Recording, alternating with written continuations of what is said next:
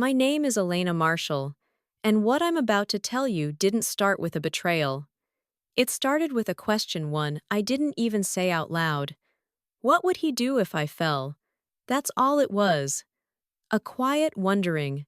After years of being the one who held everything together, I just wanted to know if my husband would do the same for me. If something crumbled, if I slipped, would he catch me? Or just watch me fall? That morning, I stood by the kitchen island, still wearing my gray blazer from work, fingers clutching my purse, like it was the only thing tethering me to the floor. Jason, my husband of 12 years, sat across from me on the couch, his laptop open, a cold cup of coffee beside him. When I told him I got fired, I expected at least a flicker of worry, a pause, a sigh, something. But he didn't blink, didn't ask a single question. Of course you got fired, he snapped, slamming his laptop shut like the sound of it would punctuate his disappointment. You've always acted like you're smarter than everyone else. Maybe now you'll learn. The words didn't sting right away. They echoed instead, like the way thunder rolls a few seconds after the lightning. I just stood there, letting the silence fill the space between us. I wasn't fired. Not even close. I'd just gotten promoted executive director of product strategy. After years of invisible hours and skipped lunches, I finally had something to show for it, and I wanted to share that with Jason. I wanted to celebrate, but something in me hesitated. I'd seen it building for months. The way he grew quiet when I talked about work, how he changed the subject when I mentioned my boss's praise, or the way he tensed whenever I checked my phone during dinner. There were other things too, how he'd started staying out late for site inspections, or how his phone, once left unlocked and open on the counter, now never left his pocket. Still, I told myself it was just stress. The construction business had its rough patches, but now hearing him explode with anger over something I hadn't even done, I froze. Do you even understand the position you've put me in? He barked, pacing across the room. How the hell are we supposed to pay bills now? He didn't ask how I was feeling. He didn't wonder if I was okay. Just bill talk and blame like I was a burden he'd finally had to carry too far. I tried to say something, anything, but my throat had closed. Not from fear, from knowing. I knew right then that the man standing in front of me didn't see me as his partner anymore. I didn't defend myself.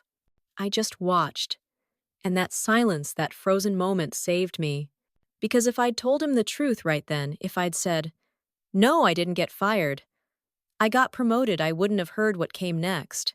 I wouldn't have seen the way the cracks in his expression deepened, how he looked like someone relieved. Not panicked, not worried. Relieved. That night, he slept on the couch without a word. I didn't ask why. I just lay in bed alone. The ceiling above me, turning into a blank white screen where memories began to play. There had been a day, maybe 3 months earlier, when I got off work early. My team had pulled off a product launch 2 weeks ahead of schedule. I thought it would be sweet to surprise him.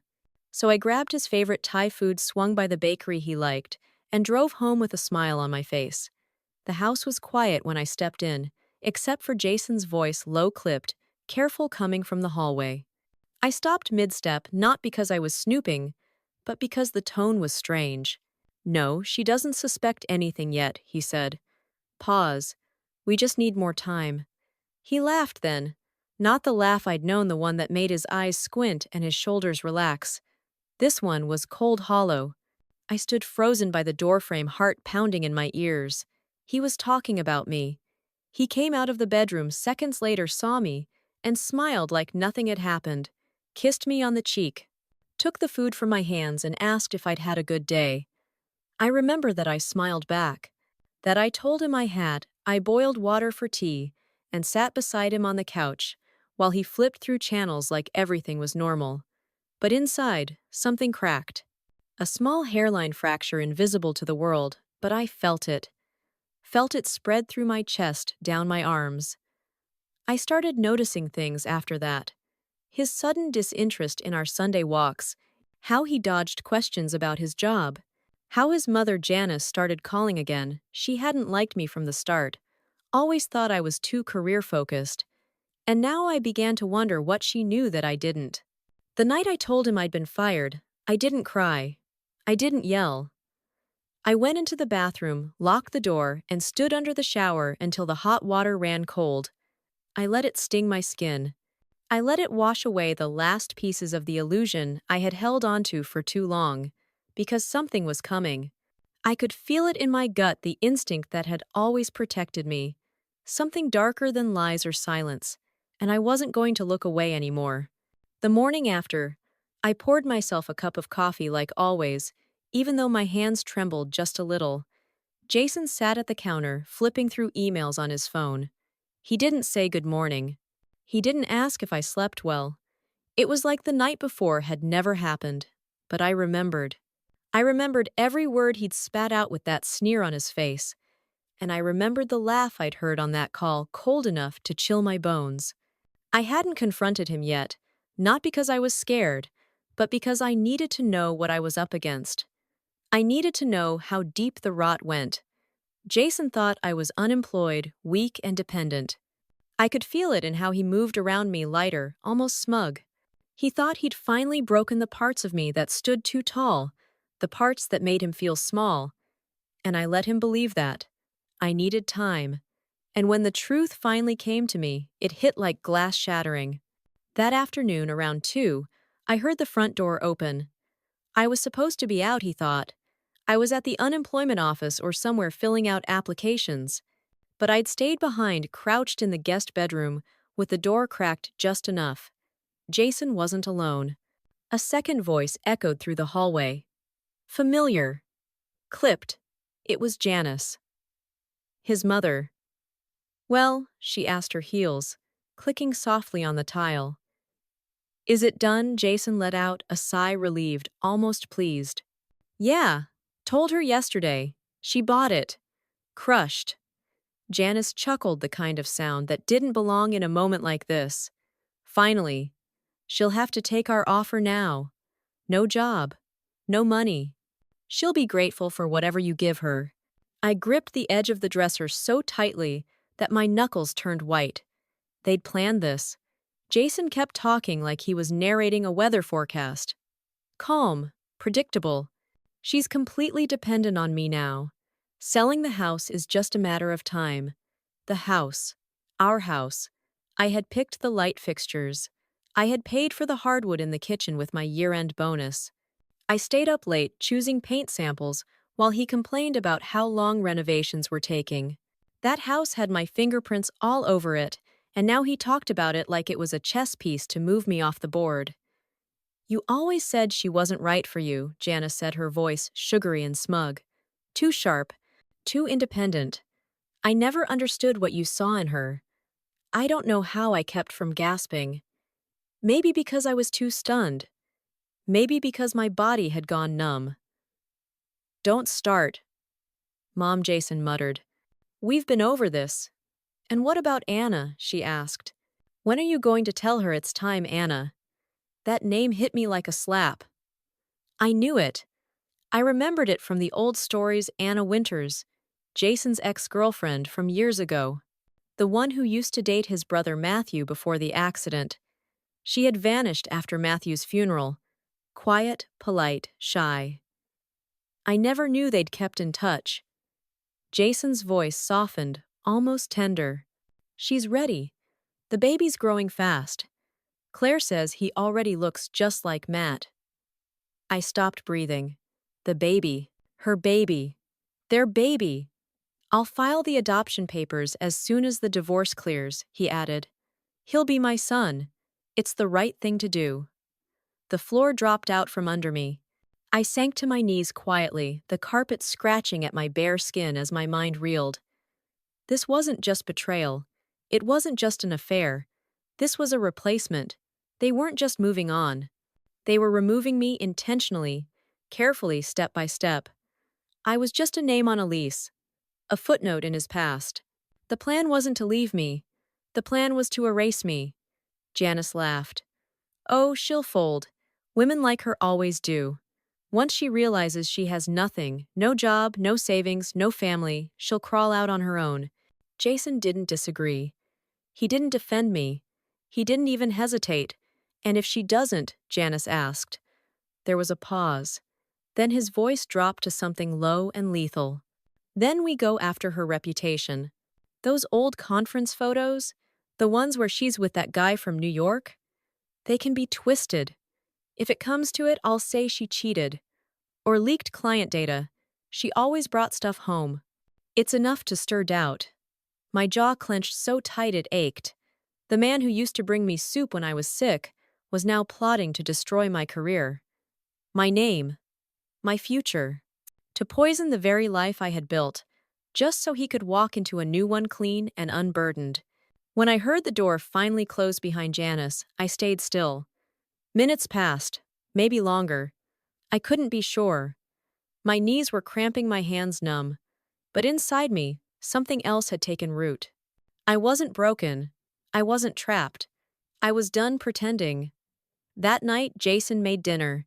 He poured wine, turned on music, and moved through the kitchen like he wasn't carrying the weight of betrayal in his pocket. I sat at the table, quiet, watching. He smiled like everything was normal.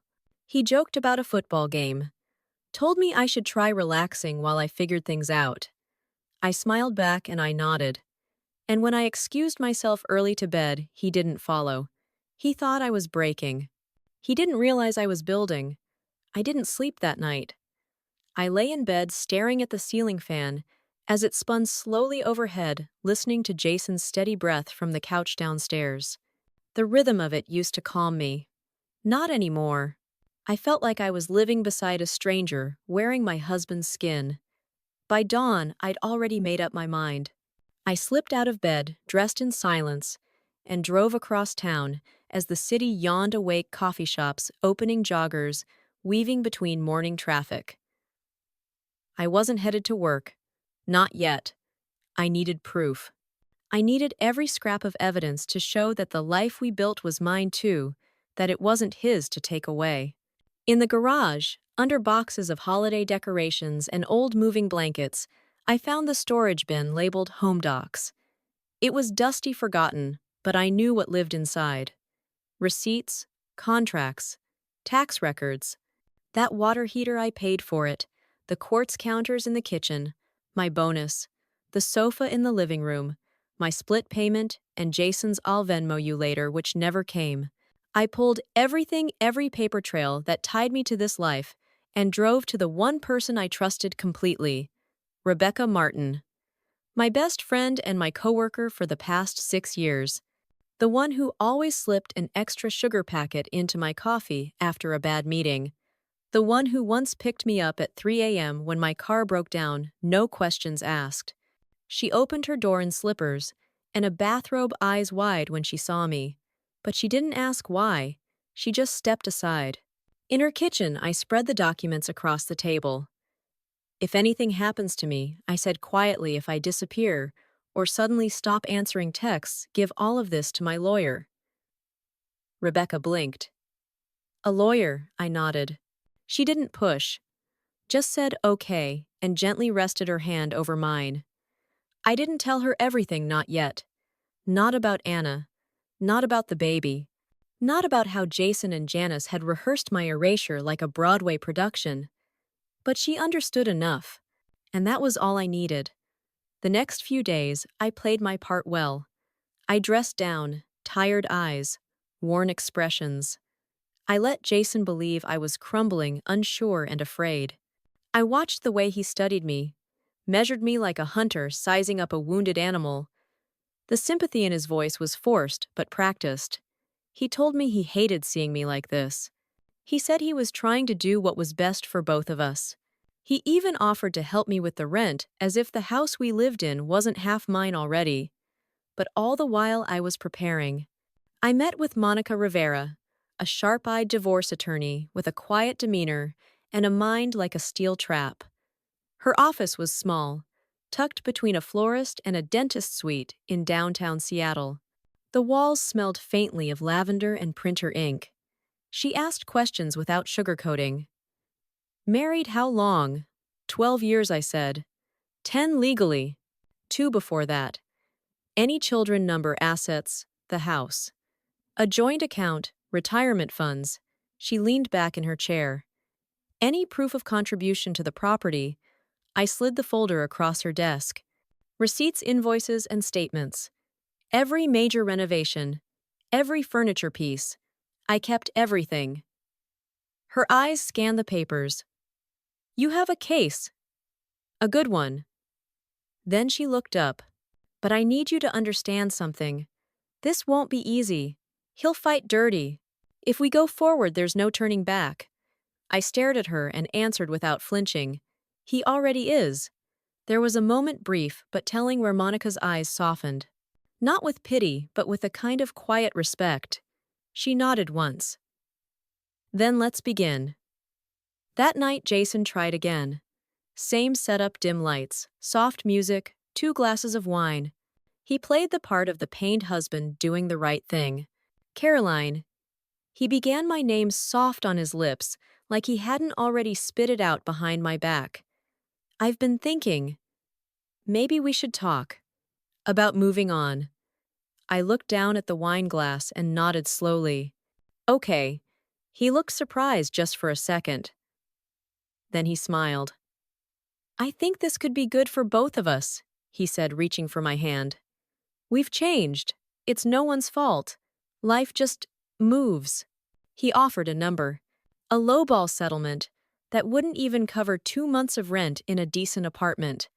I blinked at him. That's generous. He looked proud. I care about you, Caroline. I don't want this to get ugly. I smiled softly. Neither do I. He relaxed, thinking he'd won. But I was already 6 steps ahead. I met with Monica again the next morning. I handed her everything. His offer, the recordings I had gathered, of his casual admissions, even screenshots of texts Janice had accidentally sent to me instead of about me. Mistakes piled on top of arrogance. We drafted the counterproposal that afternoon. And that evening, as I stepped into the house and heard Jason humming in the kitchen, I felt something I hadn't felt in weeks. Calm. Not peace. Not yet. But clarity. Because I knew what was coming next. And this time, I would be ready for it. Jason didn't notice the shift right away. He was so confident in his script, the role of the reasonable the man, offering a dignified exit. He kept rehearsing his lines like the ending was already decided. But things were changing. I was changing. I didn't argue. I didn't shout. I didn't cry anymore. I just listened. And that scared him more than anything. He brought up the divorce again on a Wednesday night just after dinner. He set down his fork and leaned forward, elbows on the table, like we were business partners about to shake hands. I think it's time to move forward with everything, he said, his tone soft, almost rehearsed. I've already drafted a few things. We can keep this between us. No need to get courts involved. I nodded like I hadn't already hired one of the top family attorneys in Seattle. Sure, I said, voice even. I just want it to be fair. He blinked. Of course. And I want to help you get on your feet. It's not like you have a job right now. I tilted my head gently. That's kind of you. Jason smiled, relieved. But beneath the table, I was digging my nails into my palm. He still thought I was unemployed. Still thought I was vulnerable. Still thought I didn't without everything. That was his mistake. The next morning, Monica filed the official paperwork. Her tone was brisk when she called. We're moving forward. I served him an official notice through the court agreement.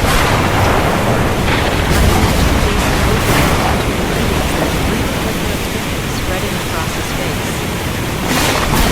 He didn't test. Not that day. Not the day after. But on Saturday, I was curled up on the couch, feeling I wasn't moving when I walked through the door. His posture was different, rigid, tense. He didn't even take off his coat. You talked to a lawyer, he said flatly. I looked up quietly. Yes. You said you'd think about it. I did. He laughed, once dry and bitter. So that's how it's gonna be. Fair, I said, echoing his word. You said you wanted fairness. I didn't think you'd blindside me, he snapped. After everything I've done for you. My breath caught, but I didn't let it show. What exactly have you done for me, Jason? His jaw tightened. I gave you a home.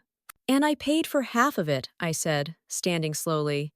The tiles in the bathroom, my card, the new fridge, my work bonus, the down payment on the refinance, my savings. He stepped closer, eyes narrowing. You want to take me to court over some receipts I didn't back down. I want what's mine. There was a pause. A thick, dangerous silence. Then he said it, soft, threatening. You want this to get ugly, I looked him square in the eye. It already is. That night he slammed the door when he left, and for the first time in months, I slept soundly. The weeks that followed felt like a storm cloud just barely holding back the thunder.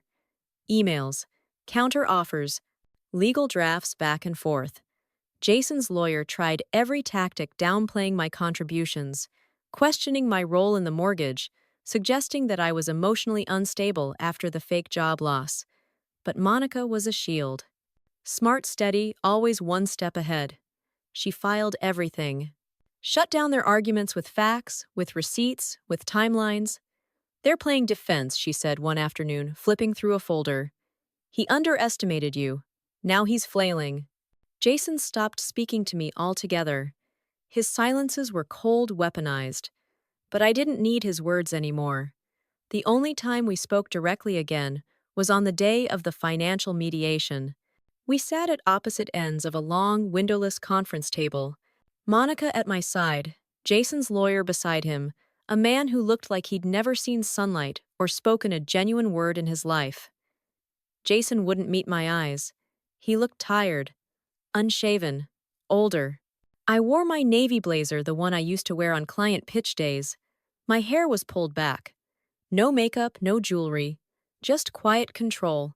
They laid out the numbers, the assets, the shares, the house. Jason tried to argue that I was attached to the memories, not the investment.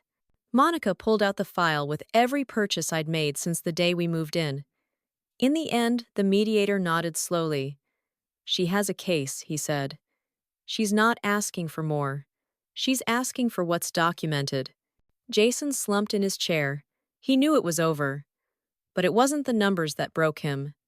It was when Monica mentioned something calmly, deliberately, that made his head snap up. She referenced a recording. A conversation between Jason and Janice. I hadn't planned to use it. Not unless he pushed. But Monica was a tactician. She didn't play all her cards, just enough to rattle him. Jason's lawyer blinked. There are recordings, unofficial, Monica said coolly. But we have the transcripts, including the conversation about painting her as unstable, the job loss manipulation, the smear plan. Jason stood up suddenly. Let's take a break. He left the room without another word, and I sat there watching the empty door. Not smiling, not triumphant, just still. I didn't want to destroy him. I just wanted him to see that I had been here the whole time, watching, listening, surviving, and now I was ready to be seen. The divorce was finalized 6 weeks later, not quietly, not quickly.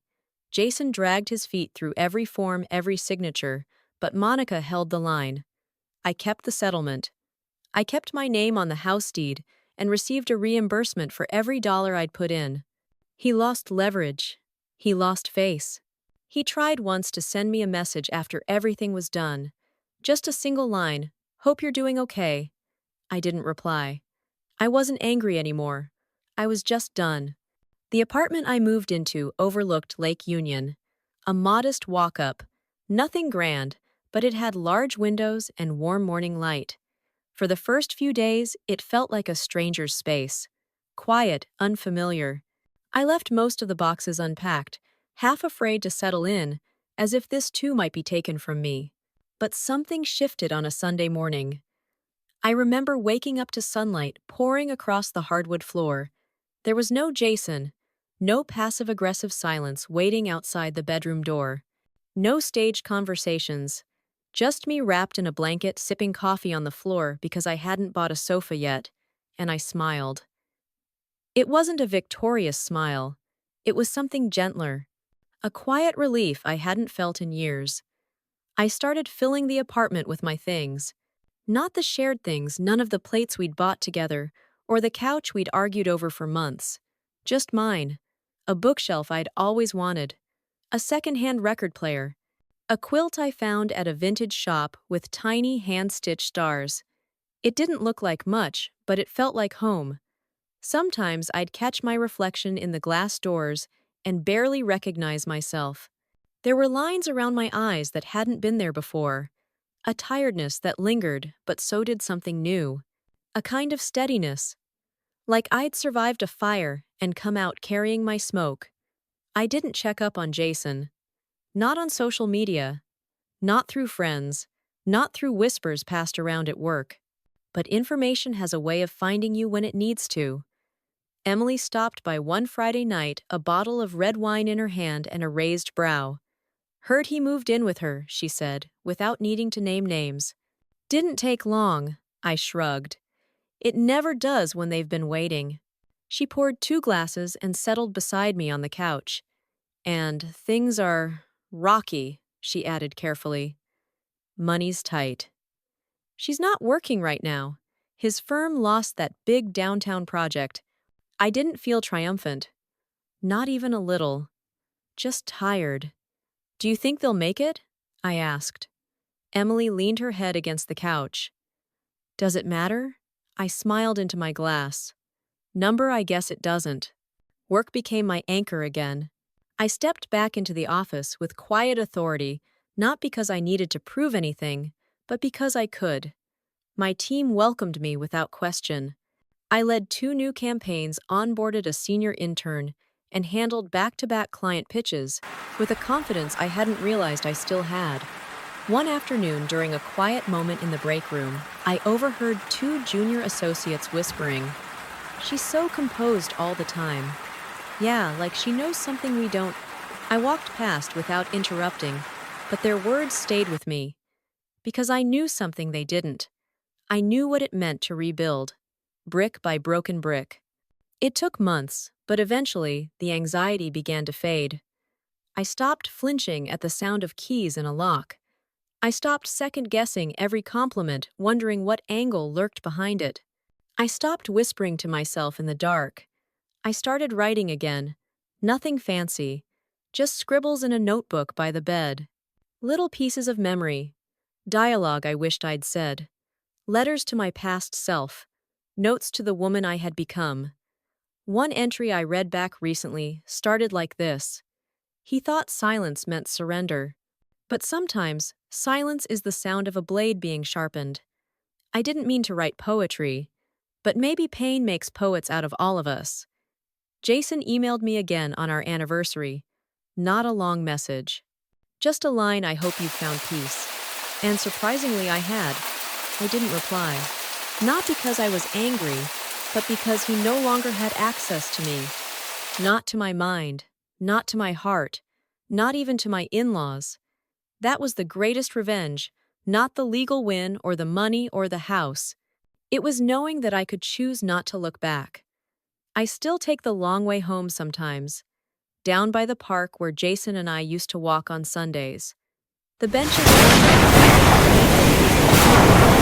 air still smells wet gravel after it rains. But I walk slowly now.